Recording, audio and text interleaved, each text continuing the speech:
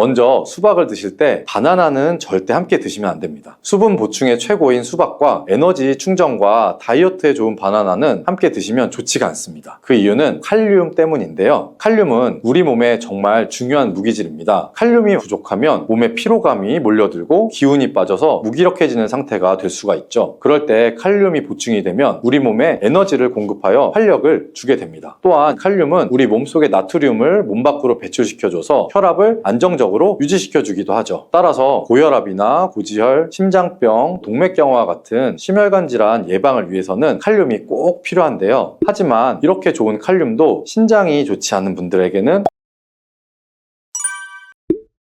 여름하면 생각나는 과일 어떤 게 있죠? 바로 수박이죠. 더울 때 갈증과 더위를 씻어주는 수박도 함께 드시면 독이 되는 음식이 있다는 사실을 알고 계셨나요? 당뇨가 있는 분들은 특히 수박을 꺼려하는 경우들도 있는데요. 수박을 드실 때 올바로 알고 드시면 건강한 분들 뿐만 아니라 당뇨가 있는 분들에게도 보약이 될 수가 있습니다. 그리고 수박 껍질 버리기 참 귀찮죠? 이 수박 껍질을 활용하는 방법도 있으니 기대해 주시고 시청해 주시면 좋습니다. 지금부터 수박과 상극인 음식들과 주의할 점, 함께 먹으면 보약이 되는 음식, 그리고 수박의 효능까지 모든 것을 알려드릴게요. 수박과 함께 먹으면 안 되는 음식은 도대체 어떤 것일까요? 먼저 수박을 드실 때 바나나는 절대 함께 드시면 안 됩니다. 수분 보충의 최고인 수박과 에너지 충전과 다이어트에 좋은 바나나는 함께 드시면 좋지가 않습니다. 그 이유는 칼륨 때문인데요. 칼륨은 우리 몸에 정말 중요한 무기질입니다. 칼륨이 부족하면 몸에 피로감이 몰려들고 기운이 빠져서 무기력해지는 상태가 될 수가 있죠. 그럴 때 칼륨이 보충이 되면 우리 몸에 에너지를 공급하여 활력을 주게 됩니다. 또한 칼륨은 우리 몸속의 나트륨을 몸 밖으로 배출시켜줘서 혈압을 안정적으로 유지시켜주기도 하죠. 따라서 고혈압이나 고지혈, 심장병, 동맥경화 같은 심혈관 질환 예방을 위해서는 칼륨이 꼭 필요한데요. 하지만 이렇게 좋은 칼륨도 신장이 좋지 않은 분들에게는 무리를 줄 수가 있습니다. 신장에서 칼륨이 잘 배출되지 않으면 근육이 약해지고 심장에서는 부정맥도 일으킬 수가 있기 때문이에요. 수박과 바나나 모두 칼륨이 풍부한 과일들입니다. 함께 드시면 지나친 칼륨 섭취로 인한 부작용이 발생할 수 있다는 거 기억해 주시고요. 최근에는 수박과 함께 치즈 요거트를 곁들인 샐러드가 인기를 끌고 있는데요. 수박과 치즈 요거트는 함께 드시면 안 되는 음식입니다. 같이 먹으면 달콤 짭짤해서 먹기에는 너무 좋지만 우리 몸 안에서는 문제가 발생할 수가 있는데요. 수박 속에는 이뇨작용과 혈액순환을 도와주는 수분과 비타민까지 가득합니다. 눈 건강에 좋기로 소문난 비타민 A와 우리 몸의 에너지 충전 역할을 하는 비타민 B, 그리고 피로회복에 도움을 주는 비타민 C가 많이 들어있죠. 뜨거운 여름에 수박 한 입 먹으면 더위에 지친 몸에 필요한 비타민과 무기질이 바로 채워질 수가 있는 거죠. 게다가 수박의 영양 성분은 우리 몸에 곧바로 흡수가 돼서 기력 회복에 금방 효과가 있습니다. 그런데 이때 요거트, 치즈와 함께 드시면 수박과 정반대의 작용을 하게 됩니다. 수박에 가득한 수분은 혈관을 타고 우리 몸에 비타민을 채워주고, 반대로 혈관 속의 찌꺼기와 노폐물을 몸 밖으로 빠르게 배출시켜주는 역할을 하지만 치즈와 요거트의 단백질과 지방은 느리게 소화되기 때문에 소화의 속도가 크게 차이가 나게 됩니다. 치즈와 요거트는 느리게, 수박은 빠르게 반응하게 되면서 복부의 팽만감과 소화 불량을 일으킬 수가 있습니다. 그리고 튀김 같은 기름으로 범벅된 음식도 수박과 함께 드시면 안 됩니다. 수박은 매우 차가운 성질을 가지고 있죠. 무더위에 지친 우리 몸속의 열을 뚝 떨어뜨려서 주는 역할을 하는데요. 그런데 기름기 가득한 튀김과 함께 드시면 어떻게 될까요? 위장 속에서 기름이 딱딱하게 굳어서 소화에 굉장히 오랜 시간이 걸릴 수밖에 없습니다. 더 심각한 것은 수박의 대부분을 차지하는 수분이 위액을 묽게 희석해서 소화를 더욱 느리게 만들 수가 있는 것입니다. 여름에 유독 소화가 잘 안 되는 분들이 식후에 수박처럼 수분이 많은 과일을 후식으로 드셨기 때문일 수도 있으니 앞으로는 소화를 위해 수박을 식후에 바로 디저트로 드시기보다는 공복에 따로 드셔보시는 것이 훨씬 좋습니다.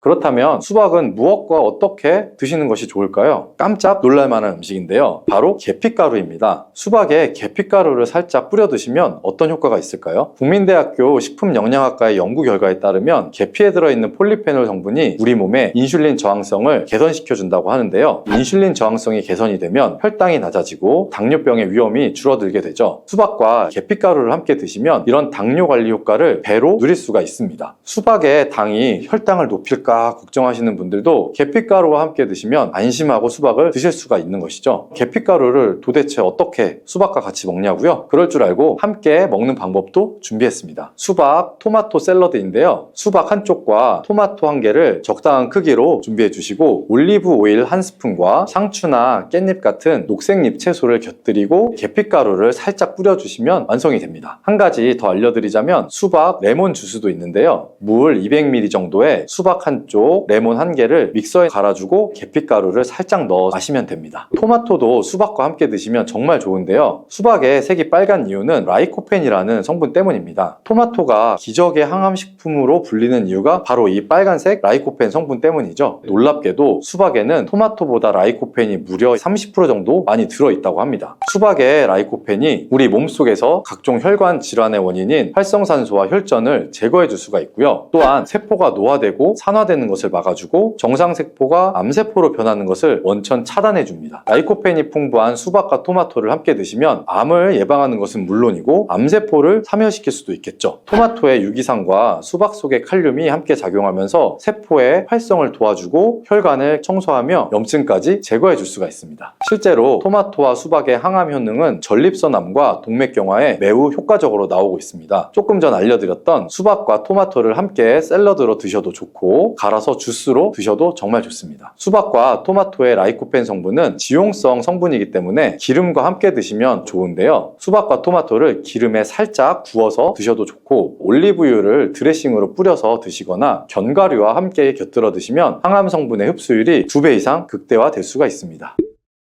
수박씨 혹시 뱉어서 버리시나요? 앞으로는 꼭 수박씨도 씹어서 드셔보시길 바랍니다. 수박씨가 중국에서는 없어서 못 먹는 간식이라는데요. 수박씨는 30%가 단백질로 되어 있습니다. 그 양은 씨앗 중에서도 최고 수준으로 잣이나 땅콩 또 해바라기씨보다 월등히 높은 양입니다. 수박씨의 나머지는 어떤 성분일까요? 바로 불포화 지방산인 리놀레산입니다. 리놀레산은 뇌를 구성하는 아주 중요한 성분으로 뇌 기능을 올려주어 치매 예방에 탁월한 효능을 발휘하죠. 게다가 수박씨의 리놀레산은 우리 몸속에 체지방이 쌓이는 것을 막아줄 수가 있고 내장 지방이 생기는 것도 차단해 줄 수가 있습니다. 혈액 속에 나쁜 콜레스테롤 수치를 낮춰주어서 각종 성인병 예방에 최고 효과가 있는 거죠. 또한 쿠크르비타신이라는 영양 성분이 들어있는데요. 이 성분은 혈액 자체를 맑게 만들어주고 살균까지 시켜주어서 암 발생을 막아주고 기생충을 제거하는 구충 효과도 있다고 합니다. 수박씨를 모아서 씻어서 말린 뒤에 마른 팬에 살짝 볶아서 드시면 고소한 견과류처럼 맛있게 드실 수가 있습니다. 수박이 다 좋은데 수박 껍질이 부피가 커서 버리기가 힘드시죠? 많은 분들이 수박을 빨간 부분만 먹고 흰색 부분은 그냥 버리게 되는데요. 이 흰색 수박 껍질 부분이 우리 몸에는 아주 큰 보약이 될 수 있습니다. 수박의 흰색 껍질 속에 가득한 시트룰린이라는 성분 때문인데요. 이 성분 때문에 수박 다이어트와 붓기 제거로 좋은 수박차가 많이 알려지고 있습니다. 팔다리가 붓는 부종은 왜 생길까요? 그 이유는 독소가 잘 배출되지 않으면서 그런 현상이 많이 오게 되는데요. 우리 몸에 장기가 활동을 하고 나면 노폐물이 생기게 됩니다. 그 노폐물이 제때 잘 배출이 되어야 하는데 노폐물이 그냥 배출되는 것이 아니라 이 시트룰린의 도움을 받아서 안전한 형태인 요소로 바뀐 다음 우리 신장을 통해서 배출이 되어야 합니다. 그런데 이 시트룰린이 수박에 많이 들어있어서 붓기 제거 및 독소의 배출에 탁월한 효능이 있는 것이죠. 또한 시트룰린은 동맥혈관 자체를 넓게 만들어 주어서 혈관이 넓어지는 만큼 혈액순환도 더 원활해지고 온몸 구석구석에 산소 공급도 원활히 될 수가 있습니다. 그런데 이 시트룰린이 수박의 빨간 과육보다 흰 껍질에 2배나 많이 들어있습니다. 그렇다면 수박 껍질을 그냥 버리면 안 되겠죠? 그러면 수박 껍질은 어떻게 먹을 수 있을까요? 간단한 방법은 깍두기를 만들어서 드시면 되는데요. 수박 껍질을 적당한 크기로 썬 다음에 소금에 절이고 매실청이나 식초를 넣고 숙성을 시키면 맛있는 수박 껍질 깍두기가 됩니다. 또 다른 방법은 수박 껍질 피클인데요. 적당한 크기로 얇게 썬 다음에 피클을 만들어서 냉장고에 보관하면 깔끔한 맛과 아삭한 식감이 일품입니다.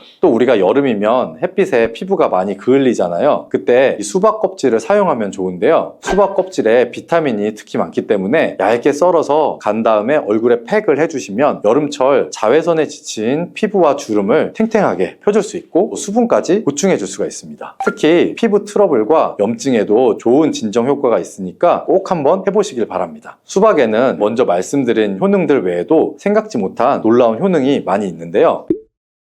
특히 노화 방지에 좋은데요. 수박에는 라이코펜, 베타카로틴, 비타민 등 항산화 성분이 풍부하게 들어있어서 노화의 원인인 활성산소 제거에 도움을 주기 때문에 노화 방지 및 탄력 있는 피부 유지에 도움이 됩니다. 그리고 수박에는 비타민C가 풍부해서 피부 미백과 피부 미용에도 좋고, 수박에 들어있는 수분이 피부에 보습 효과를 주고 자극받은 피부를 진정시켜 줄 수가 있습니다. 그리고 수박은 피로 회복에도 좋은데요. 몸속에서 흡수가 잘 되는 포도당과 과당이 풍부하게 들어있기 때문에 피로를 빠르게 회복시켜 줄 수가 있고요. 아르기닌도 풍부해서 더위로 인한 피로 회복과 숙취 해소에도 도움이 될 수가 있습니다. 또한 비타민 복합제 중에 하나인 콜린 성분도 풍부하기 때문에 뇌 기능을 원활하게 만들어 잠도 편하게 잘 수 있도록 도와주기도 하고요. 면역력도 강화해 줄 수가 있는데요. 수박의 이 라이코펜 성분이 면역 체계를 교란하는 활성산소를 제거해 주어서 감기, 독감 등 호흡기 질환 예방에도 효과적입니다. 이 밖에도 수박은 칼로리가 낮고 수분과 식이섬유가 풍부해서 포만감을 높여주기 때문에 다이어트 할 때도 도움을 받을 수 있고요. 지방 분해와 근육을 강화시키는 데도 탁월한데요. 특히 근육통 완화에 효과적입니다. 수박에 들어있는 칼륨과 시트룰린 성분이 근육을 이완시켜주는 작용을 하기 때문에 고강도 운동을 하거나 과로를 했을 때 오는 근육 통증을 완화하는 데 도움을 줄 수가 있습니다. 농업식품 화학지식 저널에 따르면 수박 주스를 하루에 약 473ml 정도 마신 선수들은 근육통이 덜 발생하고 심장 박동수도 낮은 것으로 확인되었다고 발표하기도 했습니다.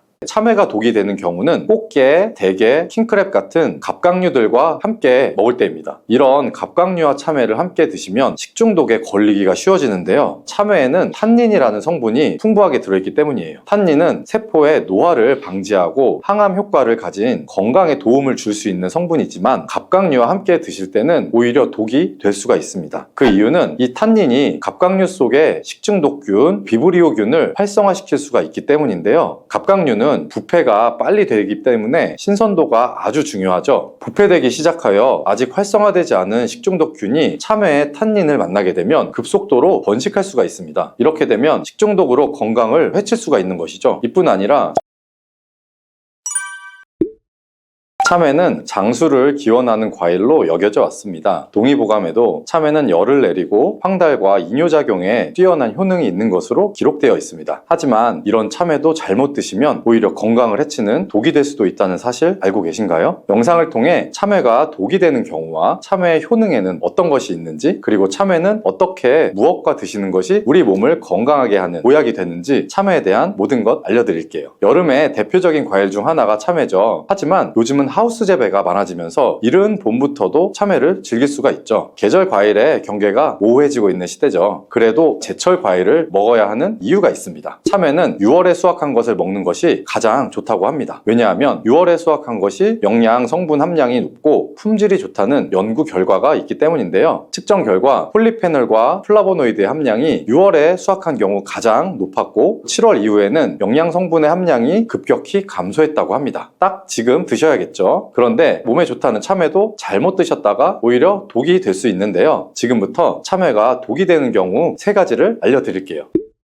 첫 번째는 참외 씨를 먹으면 안 된다는 이야기 많이 들어보셨죠? 사실 이 이야기는 반은 맞고 반은 틀린 말입니다. 참외 씨는 건강에 좋은 성분이 풍부하게 들어 있습니다. 참외 씨의 하얀 실이 뭉쳐진 부분인 태자에는 비타민 C가 많이 들어 있고요. 비타민 C는 대표적인 항산화 성분으로 면역 기능을 향상시키고 신진대사를 활성화하는 역할을 해주며 참외의 이뇨작용을 촉진해 주기도 합니다. 특히 태자에는 과육보다 엽산 함량이 매우 높은데요. 엽산은 임산부가 꼭 챙겨 먹어야 하는 영양제로 잘 알려져 있죠. 사실 엽산은 임산부뿐만 아니라 나이가 들어가는 50대 이후에 꼭 챙겨야 하는 필수 영양 성분입니다. 엽산은 세포의 성장과 DNA 유전자 합성, 특히 뇌의 신경 전달 물질인 노르아드레날린의 분비를 돕기 때문입니다. 이는 태아의 뇌와 척추를 형성하는데 매우 중요한 작용이고요. 엽산이 부족하면 어지럼증, 현기증 등의 증상이 심해지고 방치하면 우울증의 원인이 될 수도 있습니다. 이런 엽산은 부족해도 문제지만 과잉 섭취 역시 다른 문제를 일으킬 수가 있습니다. 특히 신장이 약한 분들은 조심하셔야 하는데요. 나이가 들면서 당뇨와 고혈압 같은 대사증후군이 신장을 약하게 만드는데 엽산이 신장에 부담을 줄 수가 있습니다. 또한 참외에 많은 칼륨이 신장에 무리를 줄 수도 있고요. 따라서 신장이 약하신 분들은 참외의 씨를 드시면 건강을 해치는 독이 될 수도 있는 것이죠. 두 번째, 참외가 독이 되는 경우는 꽃게, 대게, 킹크랩 같은 갑각류들과 함께 먹을 먹을 때입니다. 이런 갑각류와 참외를 함께 드시면 식중독에 걸리기가 쉬워지는데요. 참외에는 탄닌이라는 성분이 풍부하게 들어있기 때문이에요. 탄닌은 세포의 노화를 방지하고 항암 효과를 가진 건강에 도움을 줄 수 있는 성분이지만 갑각류와 함께 드실 때는 오히려 독이 될 수가 있습니다. 그 이유는 이 탄닌이 갑각류 속의 식중독균, 비브리오균을 활성화시킬 수가 있기 때문인데요. 갑각류는 부패가 빨리 되기 때문에 신선도가 아주 중요하죠. 부패되기 시작하여 아직 활성화되지 않은 식중독균이 참외의 탄닌을 만나게 되면 급속도로 번식할 수가 있습니다. 이렇게 되면 식중독으로 건강을 해칠 수가 있는 것이죠. 이뿐 아니라 참외는 한의학에서 찬 성질을 가진 음식으로 분류를 하는데 갑각류도 마찬가지입니다. 이 둘을 함께 드시면 소화기관에 무리를 줄 수가 있고요. 꽃게나 대게 같은 갑각류를 드시고 후식으로는 참외를 드시지 말고 살균 작용과 해독 작용에 좋은 생강차 같은 것을 드시는 것이 좋겠습니다. 세 번째, 참외가 독이 되는 경우는 땅콩 같은 견과류와 함께 드실 때인데요. 참외를 견과류와 함께 드시게 되면 복통이나 위경련을 일으킬 수가 있고 심하면 어지러움증을 유발할 수가 있어서 섭취에 주의를 하셔야 합니다. 날이 더워지면서 차갑고 수분 함유량이 많은 음식을 많이 먹게 되는데요. 이때 참외와 견과류, 특히 땅콩을 함께 드시는 것을 피하셔야 합니다. 그 이유는 땅콩은 절반 이상이 지방으로 이루어진 고지방 식품으로 그 지방의 90% 정도는 뇌 건강에 좋은 불포화 지방산이지만 차가운 음식과 함께 먹으면 오히려 해가 될 수가 있습니다. 기름진 음식을 식히게 되면 표면에 굳은 기름기가 뜨게 되는 거 보셨죠? 이 현상이 우리 위 속에서도 똑같이 일어날 수가 있는데요. 땅콩의 기름기가 차가운 성질의 참외와 만나게 되면 기름기가 뜨게 되면서 위는 소화를 하기 위해 더 많은 위산을 분비해야 하고 그로 인해서 위벽에 무리를 줄 수가 있습니다. 따라서 땅콩처럼 기름기가 많은 음식은 차가운 성질의 참외와 함께 먹기보다는 따뜻한 성질의 음식과 함께 드시는 것이 좋겠습니다. 참외 씨에도 기름을 짤 수 있을 만큼 기름 성분이 많아서 소화기관이 약하신 분들이 참외를 씨까지 드시게 되면 소화불량과 복통을 일으킬 수 있다는 거 주의하시기 바랍니다. 여름, 특히 6월이 제철인 참외는 건강에 정말 좋은 효능들도 있는데요. 바로 알려드릴게요.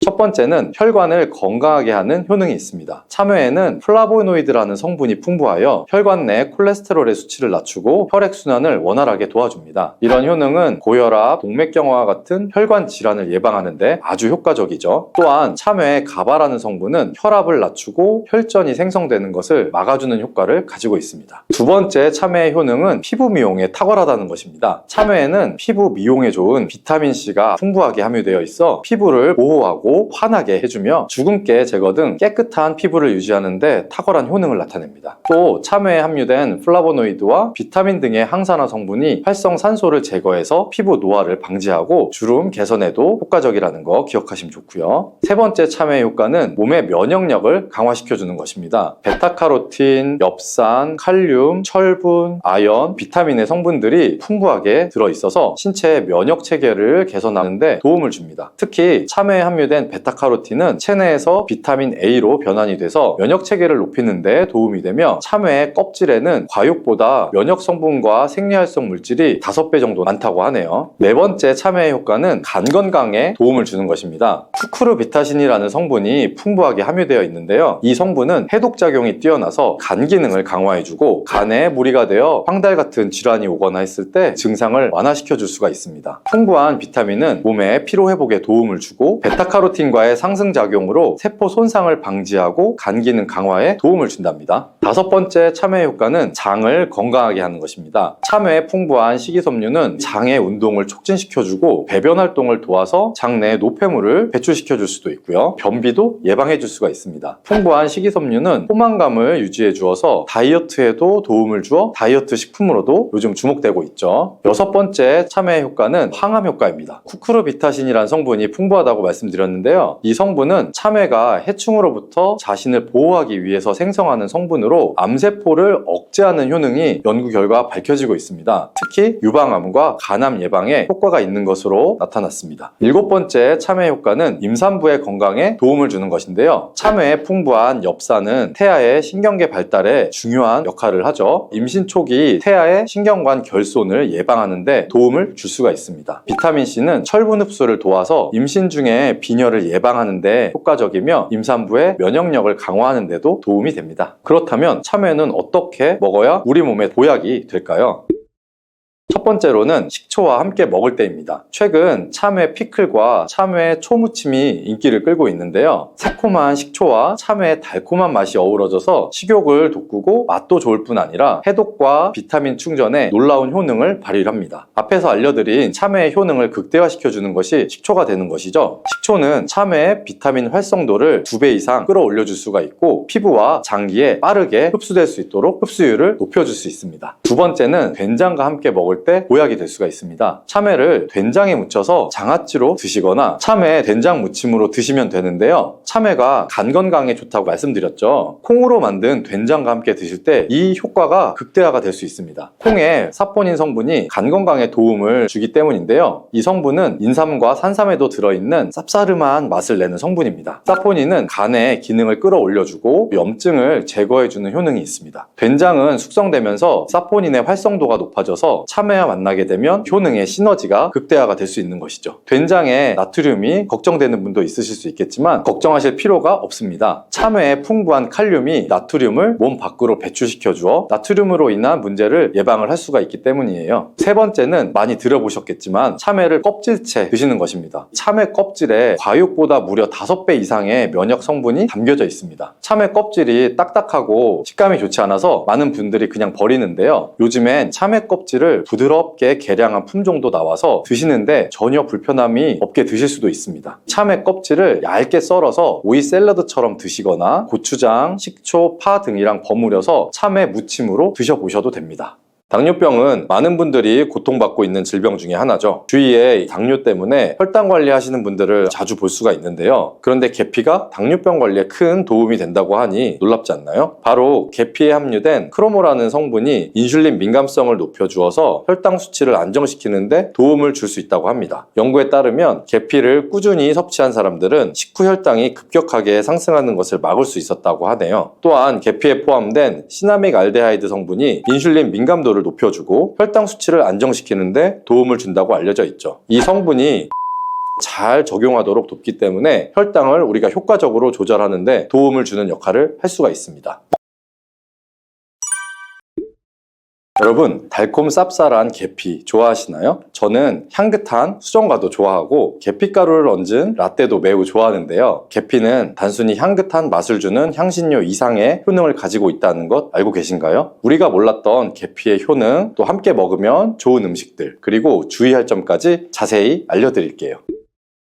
첫 번째 계피의 효능은 바로 암 예방 효과입니다. 계피는 항산화 성분이 풍부한 음식인 거 아시나요? 우리나라뿐만 아니라 전 세계적으로 계피는 많은 사랑을 받고 있는데요. 향이 좋을 뿐만 아니라 계피의 효능 또한 뛰어나기 때문입니다. 계피에는 항산화 물질이 함유되어 있는데요. 이런 항산화 물질은 우리 몸의 세포가 노화되거나 손상되는 것을 막아주는 역할을 합니다. 특히 계피에 들어있는 시나믹 알데하이드라는 성분이 아주 강력한 항암 효과를 가지고 있어 암세포의 성장을 억제하는 효과가 있는 것이죠. 연구에 따르면 계피는 특히 대장암이나 이 간암 예방에도 효과적일 수 있다고 하는데요. 계피에는 항산화 물질인 폴리페놀이 아주 풍부하게 함유되어 있어서 프리라디칼이라고 불리는 유해 분자로부터 우리 세포를 보호하는 역할을 합니다. 프리라디칼은 암 발생과 관련된 DNA의 손상을 일으킬 수가 있기 때문에 항산화 작용을 통해 암 예방에 도움을 줄 수가 있는 거죠. 꾸준히 섭취하면 암 예방에 큰 도움이 될 수 있겠죠. 계피의 놀라운 효능 두 번째는 탁월한 콜레스테롤 관리입니다. 계피는 콜레스테롤 수치 조절에도 아주 유익한 식품인데요. 계피에 포함된 식이섬유와 폴리페놀 성분이 이와 같은 효능을 나타내는데 이 성분들이 혈관을 깨끗하게 유지하는데 중요한 역할을 한다고 합니다. 여러 가지 연구에 따르면 계피에 포함된 성분들이 혈중 나쁜 콜레스테롤을 감소시키고 좋은 콜레스테롤은 증가시키는데 도움을 줄 수 있다고 합니다. 이는 계피에 함유된 특정 화합물이 콜레스테롤의 흡수를 억제하고 간에서 콜레스테롤의 생성을 감소시키는 작용을 할 수 있다는 것을 의미합니다. 또한 계피는 체내에서 지방의 축적을 막고 혈관의 건강을 유지하는 데도 중요한 역할을 한다고 알려져 있죠. 고지혈증이나 고콜레스테롤 혈증은 심혈관 질환을 일으킬 수 있는 중요한 위험 요소로 알려져 있는데요. 계피는 이런 위험 요소를 관리하는 데 도움을 줄 수가 있답니다. 따라서 계피를 적당히 섭취하면 콜레스테롤을 관리하는 데 유익하다고 할 수 있겠죠. 심혈관 질환이 걱정되는 분들에게는 정말 좋은 식품입니다. 세 번째 계피의 아주 놀라운 효능은 바로 당뇨병 예방입니다. 당뇨병은 많은 분들이 고통받고 있는 있는 질병 중에 하나죠. 주위에 당뇨 때문에 혈당 관리하시는 분들을 자주 볼 수가 있는데요. 그런데 계피가 당뇨병 관리에 큰 도움이 된다고 하니 놀랍지 않나요? 바로 계피에 함유된 크로모라는 성분이 인슐린 민감성을 높여주어서 혈당 수치를 안정시키는데 도움을 줄 수 있다고 합니다. 연구에 따르면 계피를 꾸준히 섭취한 사람들은 식후 혈당이 급격하게 상승하는 것을 막을 수 있었다고 하네요. 또한 계피에 포함된 시나믹 알데하이드 성분이 인슐린 민감도를 높여주고 혈당 수치를 안정시키는데 도움을 준다고 알려져 있죠. 이 성분이 인슐린이 더 잘 적용하도록 돕기 때문에 혈당을 우리가 효과적으로 조절하는데 도움을 주는 역할을 할 수가 있습니다. 우리나라보다 더 계피를 좋아하는 인도에서 계피 섭취와 대사증후군에 관련한 실험이 진행되었었는데요. 인도 델리 대학교에서 진행한 실험 연구에 따르면 대사증후군이 있는 116명을 두 개의 그룹으로 나눈 뒤에 약 16주간 한 그룹은 계피 추출물을 섭취하고 다른 한 그룹은 계피 가루가 들어있다고 속인 가짜 약을 섭취하게 했는데요. 16주 뒤에 확인을 해봤더니 계피 추출물을 먹은 그룹은 가짜 약을 먹은 그룹에 비해 대사증후군에 악영향을 주는 체중, 혈당, 콜레스테롤 등의 수치가 개선이 되었다고 합니다. 참으로 놀랍죠. 물론 계피를 꾸준히 섭취하는 것만으로 당뇨병을 완전히 예방할 수 있는 것은 아니지만 식이요법에 포함시킬 수 있는 좋은 재료라는 점은 분명합니다. 네 번째 계피의 놀라운 효능은 바로 계피의 항염 작용입니다. 계피가 항염 작용까지 있다니 참 신기하시죠? 계피에는 항염증 작용이 있는 화합물이 함유되어 있는데요. 계피에 들어있는 시나믹 알데하이드 성분은 염증을 줄이는데 효과적이라고 연구 결과도 나와 있습니다. 이 성분은 몸속 염증 반응을 억제해 주어서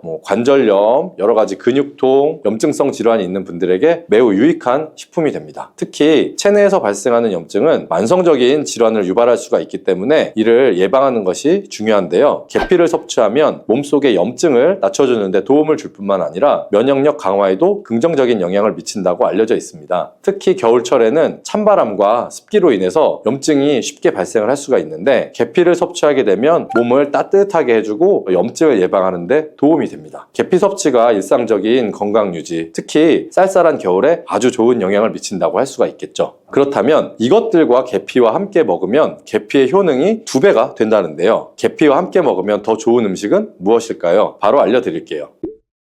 계피와 함께 먹으면 좋은 음식 첫 번째는 바로 요거트입니다. 계피를 요거트와 함께 먹으면 정말 맛있고 건강에도 좋다는 거 아시는 분 있나요? 혹시 그릭 요거트나 프로바이오틱스 같은 단어들 들어보셨죠? 요거트에는 단백질, 칼슘, 프로바이오틱스 등의 영양소가 풍부하게 함유되어 있는데요. 요거트는 기본적으로 발효식품으로 몸에 좋은 프로바이오틱스가 풍부해서 장 건강에 도움을 주는데 계피와 요거트를 함께 섭취하면 서로 시너지 효과를 낼 수가 있습니다. 그리고 계피의 항염작용과 혈당 안정 효과가 더해져서 건강을 더욱 향상시킬 수 있죠. 요거트에 계피를 넣으면 소화 기능을 개선해주고 특히 요거트에 계피를 더하면 체내에 지방을 태우는 데 도움이 되는 효과가 있기 때문에 계피와 요거트를 함께 섭취하면 소화를 돕고 체중 관리에도 도움을 받을 수가 있습니다. 이게 다가 아니죠. 계피의 매콤달콤한 향이 요거트와 잘 어울려서 아주 맛있게 즐길 수도 있습니다. 요거트를 자주 드시는 분들은 꼭 한번 계피를 뿌려서 드셔보세요. 샐러드 드실 때 드레싱으로 요거트를 사용한 뒤에 그 위에 계피가루를 톡톡 뿌려서 드시는 것도 아주 좋은 계피와 요거트의 활용법이랍니다. 계피와 찰떡궁합인 식품 두 번째는 사과입니다. 계피와 사과는 정말 잘 어울리는 조합인 것 아시나요? 사과는 비타민C와 식이섬유 그리고 항산화 성분이 풍부해서 면역력 강화와 소화에 도움을 주는 과일인데요. 계피는 당뇨병 예방과 관리에 도움을 주며 혈당 조절에 효과적인데 계피와 사과를 함께 먹으면 두 가지 재료의 장점이 더해져서 더욱 효과적인 건강 관리가 가능하다는 것입니다. 그리고 이 두 가지가 만나면 체중 관리에도 큰 도움이 된다니 같이 안 먹을 이유가 없겠죠. 맛 또한 더욱 좋아지는데요. 계피는 사과의 달콤한 맛을 더욱 풍부하게 만들어주는데 서양에서는 디저트로 사과파이에 계피가루를 얹어서 향긋하게 즐기는 게 유명하죠. 같이 섭취할 때는 사과에 계피를 뿌린 다음 간단히 먹거나 사과를 얇게 썰어서 계피를 뿌려 먹으면 더욱 맛있고 건강한 간식이 될 수 있다는 것 기억해 주시고요. 세 번째, 계피와 먹으면 좋은 음식은 바로 커피입니다. 계피와 커피는 정말 좋은 궁합을 자랑한다는 거 아실까요? 커피는 카페인 덕분에 활력을 주는 음료죠. 커피의 쓴맛은 사람마다 호불호가 갈릴 수가 있습니다. 그런데 계피를 커피에 넣으면 그 쓴맛이 부드럽게 변화하면서 더 풍부하고 깊은 맛을 느낄 수가 있는데요. 계피가 커피의 쓴맛을 부드럽게 감싸주기 때문에 커피를 마시는 동안 입안에 더 부드러운 느낌을 주게 되는 것이죠. 계피는 항염증 효과와 항산화 효과가 뛰어나서 있어서 커피와 함께 마시면 건강 효과도 한층 더 올라가는데요. 커피 자체에도 많은 항산화 물질이 포함되어 있는데 계피 역시 강력한 항산화 성분을 가지고 있기 때문에 둘을 합쳐서 마시면 체내의 염증을 줄이고 세포를 보호하는 효과를 볼 수가 있는 것입니다. 계피와 커피를 함께 마실 때 또 다른 장점이 하나 있는데요. 그건 바로 혈당 조절에 있습니다. 커피는 그 자체로 혈당을 빠르게 올리는 경향이 있는데요. 계피가 이 과정을 완화시켜주면서 커피를 마실 때 혈당이 급격하게 상승하는 것을 방지할 수가 있습니다. 그래서 당뇨가 있으신 분들께도 이 두 음료의 조합은 매우 추천드린답니다. 그렇다면 계피와 커피는 어떻게 함께 먹는 것이 좋을까요? 계피와 커피를 함께 즐기기 위한 가장 간단한 방법은 계피가루를 커피에 넣는 것이겠죠. 커피가 다 내려진 후에 4분의 1티스푼의 계피가루를 넣고 잘 저어주시면 계피의 향이 커피와 자연스럽게 어우러져 아주 향긋한 커피 한 잔을 만들 수가 있습니다. 계피를 너무 많이 넣으면 커피의 맛이 너무 강해질 수가 있기 때문에 적당량을 넣어주시는 것 잊지 마시고요. 또한 계피 스틱을 사용해서 커피를 우려내는 방법도 있는데요. 커피를 내린 후에 계피 스틱을 커피에 넣고 몇 분간 우려내면 계피의 향이 은은하게 배어들어서 훨씬 더 맛있고 건강한 커피를 즐길 수가 있습니다. 계피 스틱을 사용하면 시각적으로도 멋진 효과를 또 줄 수 있기 때문에 커피를 더욱 고급스럽고 멋스럽게 즐기고 싶다면 계피와 커피를 꼭 한번 같이 우려보세요. 계피와 찰떡궁합 꿀조합을 알려드렸다면 이번에는 계피와 함께 먹으면 몸에 해가 되는 음식이 있다는 것 알고 계신가요? 그건 바로 귤이나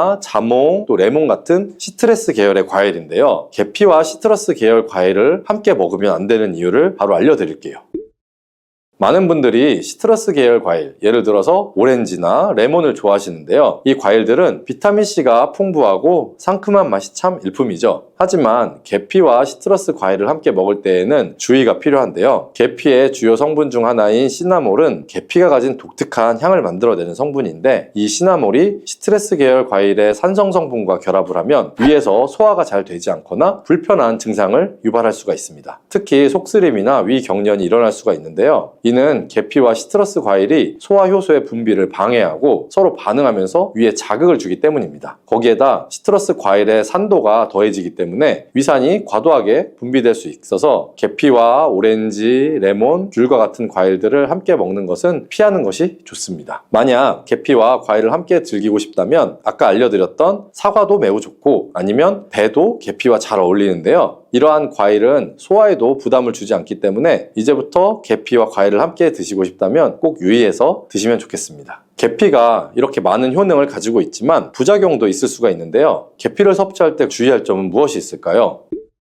그건 바로 과다 섭취 시에 간에 손상을 줄 수 있다는 겁니다. 계피는 적당히 섭취하면 건강에 많은 도움을 주지만 과다 섭취 시에는 간에 부담을 줄 수 있다는 거 혹시 아셨을까요? 특히 일반적으로 판매되는 카시아 계피는 쿠마린이라는 성분을 포함하고 있는데요. 이 성분은 과다 섭취 시에 간 손상을 일으킬 수가 있습니다. 쿠마린은 간독성을 일으킬 수 있는 물질로 알려져 있기 때문에 계피를 과다하게 섭취하는 것은 최대한 피하는 것이 좋겠죠. 여기서 우리가 주로 섭취하는 계피가 카시아 계피인지 세이론 계피인지 헷갈리시는 분들이 있으실 텐데요. 둘의 차이점을 알려드릴게요. 일반적인 계피는 주로 카시아 계피인데요. 카시아 계피는 중국, 인도, 베트남 등 아시아 지역에서 많이 재배가 됩니다. 이 계피는 맛이 더 강하고 매운맛이 나면서 향도 조금 더 진하죠. 가격도 비교적 저렴해서 국내에 유통되는 계피는 대부분 이 카시아 계피라고 보시면 됩니다. 세이론 계피는 주로 스리랑카, 인도의 일부 지역에서 자주 자생하는데요. 이 세이론 계피는 쿠마린의 함량이 매우 적습니다. 그래서 세이론 계피는 일반 계피보다 상대적으로 많이 섭취해도 건강에 부담이 적은 편이고요. 세이론 계피는 향도 더 섬세하고 가벼운 느낌을 준다는데요. 그래서 세이론 계피는 더 희귀하고 가격이 비싸고 고급 계피로 취급이 되며 주로 건강식품이나 고급 요리에 사용이 됩니다. 앞서 말했듯이 우리가 쉽게 구할 수 있는 계피는 카시아 계피인데요. 그래서 섭취할 때는 보통 하루에 1g에서 2g 정도를 섭취하는 것이 안전한 양으로 권장이 되고 있고요. 과다 섭취로 계피의 부작용을 경험하고 싶지 않으시다면 계피를 섭취할 때는 적당량을 지키는 것이 중요하답니다. 꼭 기억해 주세요.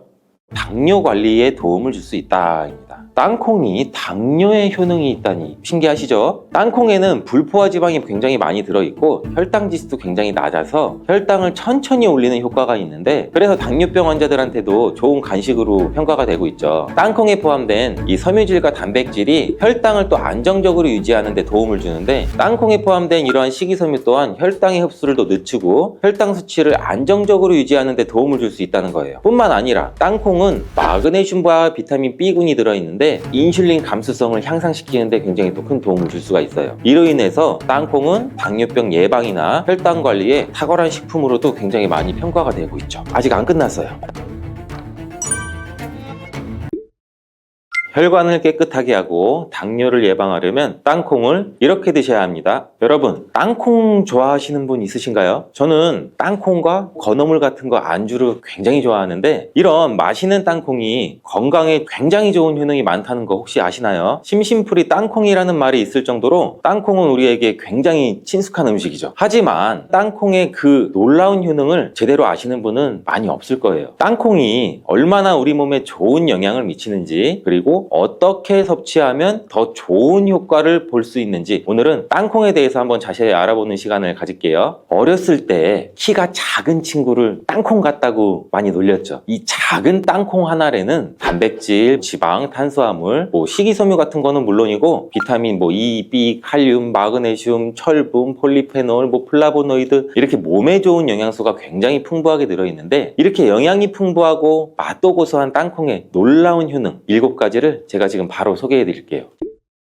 첫 번째는 땅콩의 놀라운 효능, 심혈관 질환 개선이에요. 이 미국의 심장학회에서는 땅콩을 추천 음식으로 소개한 거 알고 계시나요 혹시? 땅콩의 크기는 굉장히 작고 땅콩 안에 들어있는 영양소는 굉장히 많아요. 땅콩 안에는 불포화 지방산을 굉장히 많이 함유하고 있는데, 특히 땅콩에 함유된 이 모노불포화 지방산과 다불포화 지방산이라는 게 있어요. 나쁜 콜레스테롤인 LDL 수치를 낮춰주고 좋은 콜레스테롤인 HDL 수치를 높이는 데 도움이 돼요. 또한 땅콩에 함유된 이 단일 불포화 지방산이라는 거는 우리 몸에 있는 콜레스테롤 수치를 낮추는 데도 도움을 주고 혈중 콜레스테롤 수치가 낮아져서 또 심장 건강을 지키는 데도 매우 이로운 작용도 같이 하죠. 또 이러한 땅콩에는 불포화 지방산도 풍부하고 비타민 E가 풍부하게 들어있어서 혈액 순환도 돕고 심혈관 건강에도 굉장히 좋은 영향을 미칠 수가 있어요. 또 이 땅콩에는 마그네슘이나 칼륨, 식이섬유와 같은 이 심혈관 건강에 좋은 영양소를 함유하고 있어서 혈압 조절에도 굉장히 도움을 줄 수 있고 혈관도 건강하게 유지할 수 있게 도움을 준다는 것도 꼭 한번 기억해 주세요. 땅콩의 놀라운 효능 두 번째, 뇌 건강에 도움을 주는 거예요. 땅콩에는 레시틴과 비타민 E가 들어있는데 이 성분은 뇌세포를 보호하고 뇌의 건강을 유지하는 데 굉장히 중요한 역할을 하죠. 특히 이러한 땅콩은 우리 기억력과 집중력 향상에도 도움을 줄 수 있어서 중년층과 노년층한테 매우 유익한 음식이라는 거, 그리고 땅콩이 함유된 비타민 E나 폴리페놀, 특히 그 레스베라트롤 같은 강력한 항산화 성분이 들어있는데 이는 우리 뇌 건강에 도움을 줘요. 이러한 항산화 작용은 뇌에서 발생할 수 있는 산화 스트레스도 줄여주고 신경세포도 보호하고 뇌 기능을 향상시키는 기능도 같이 해주거든요. 이러한 땅콩은 불포화 지방산, 특히 오메가3 같은 지방산을 포함하고도 있고 뇌 기능도 개선하고 치매와 같은 뇌질환도 예방할 수 있는데,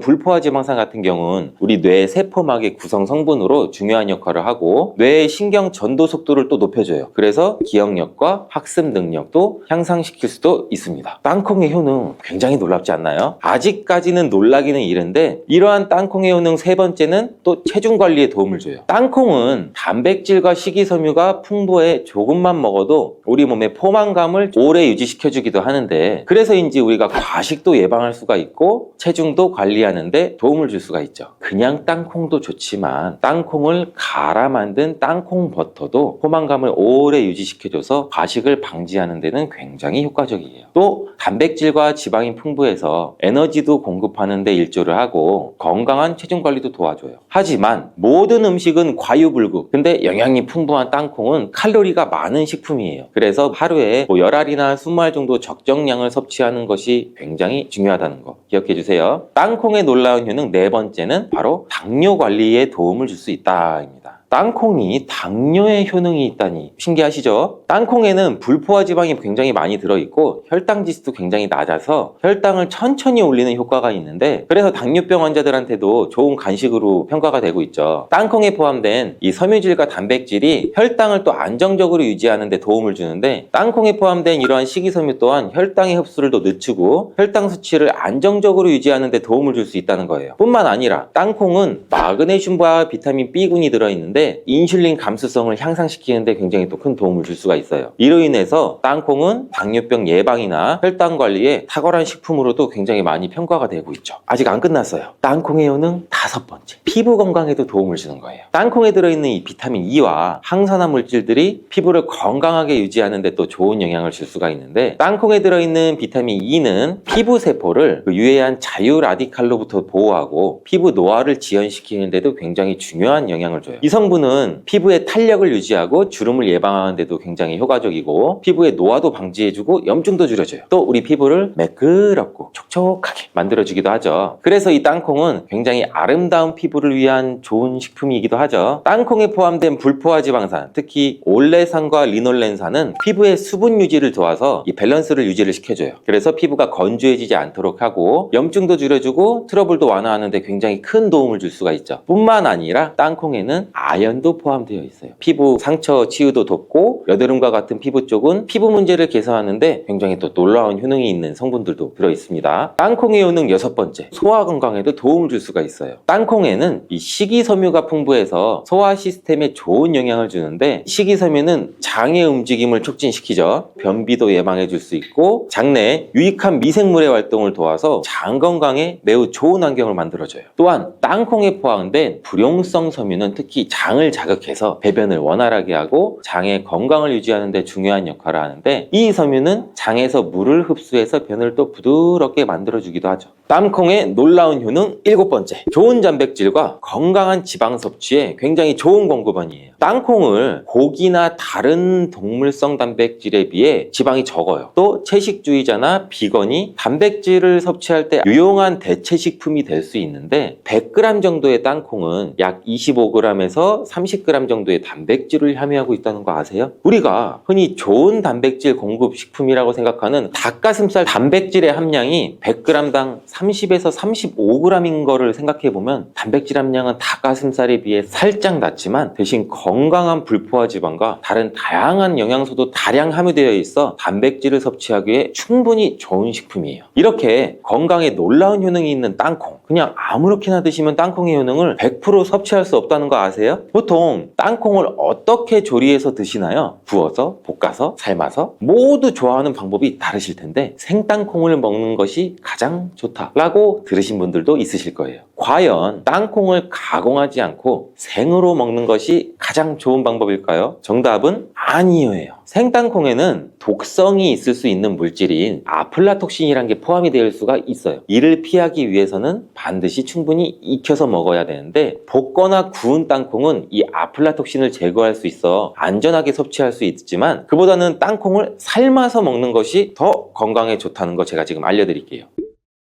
땅콩을 삶았을 때는 더욱 건강에 좋은 이유가 몇 가지가 있는데, 첫 번째는 삶은 땅콩은 볶은 땅콩에 비해서 항산화 성분이 더 많아요. 볶을 때 일부 항산화 성분이 파괴될 수도 있고, 또 땅콩의 껍질에는 이 폴리페놀과 레스베라트롤 같은 이 항산화 성분이 풍부하게 함유되어 있기 때문에 땅콩을 볶은 뒤 버리는 껍질은 이런 몸에 유익한 성분들을 적게 섭취할 수밖에 없겠죠. 또 두 번째는 삶은 땅콩은 과일산이 더 적어요. 그리고 식이섬유도 풍부한데 이로 인해 소화가 용이할 수가 있어요. 세 번째는 삶은 땅콩은 아크릴아마이드라고 하는 발암물질도 덜 생성이 돼요. 아크릴아마이드는 고온에서 볶을 때 발생할 수 있는데 삶는 과정에서는 이 유해물질이 생성되지 않아요. 이제는 건강을 위해서는 땅콩을 삶아 드셔야 된다는 거 아시겠죠? 하지만 땅콩을 섭취하기 번거롭거나 조금 더 쉽게 섭취하고 싶으신 분도 있을 거예요. 이런 분들은 땅콩 버터를 드시면 돼요. 땅콩 버터를 땅콩에 버터를 넣어가지고선 비비는 거 아니야? 뭐 이런 식으로 생각을 했는데 그게 아니고 땅콩을 계속해서 갈게 되면 크림과 같은 형태로 변하게 돼요. 근데 이게 마치 버터처럼 부드러워서 땅콩 버터라고 부르는 거죠. 땅콩 버터는 땅콩의 영양소를 그대로 담고 있어서 섭취할 때 매우 편리한데, 가공된 땅콩 버터에는 설탕이나 염분이 추가될 수가 있어요. 첨가물이 없는 순수한 땅콩 버터를 선택하는 게 좋겠죠. 땅콩 버터는 샐러드 드레싱에 넣거나 통밀빵 같은 데 발라 먹으면 더욱 건강하고 맛있게 섭취할 수가 있겠죠. 맛도 좋고 건강에도 좋은 이러한 땅콩, 이렇게 좋은 땅콩도 섭취할 때 주의할 점이 있다는 거 알고 계시죠? 제가 지금 말씀드릴게요.